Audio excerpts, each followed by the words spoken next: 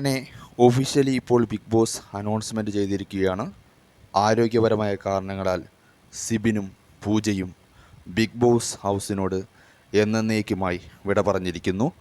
പൂജയുടെ കാര്യം നമുക്ക് പോകുമ്പോൾ തന്നെ അറിയാമായിരുന്നു, പൂജയ്ക്ക് ഇനി തിരിച്ചു വരാൻ കഴിയില്ലെന്ന്. കാരണം 2 ആഴ്ചത്തെ വിശ്രമം എന്തായാലും ആവശ്യമാണ്.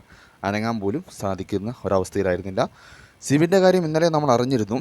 അതായത് സിബിൻ വീട്ടിൽ നിന്ന് പുറത്തായി എന്നുള്ള കാര്യം. തനിക്ക് തിരിച്ച് വീട്ടിലേക്ക് മാനസികമായി കയറാൻ സാധിക്കുന്നില്ല എന്ന് സിബിൻ തന്നെയാണ് ബിഗ് ബോസിനെ അറിയിച്ചത്.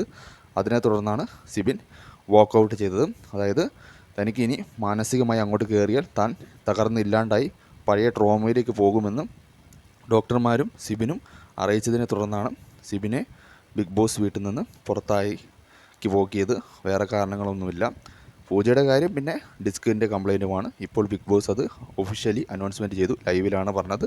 ആരോഗ്യപരമായ കാരണങ്ങളാൽ സിബിനും പൂജയും ബിഗ് ബോസ് ഹൗസിൽ നിന്ന് എന്നേക്കുമായി വിട പറഞ്ഞിരിക്കുന്നു.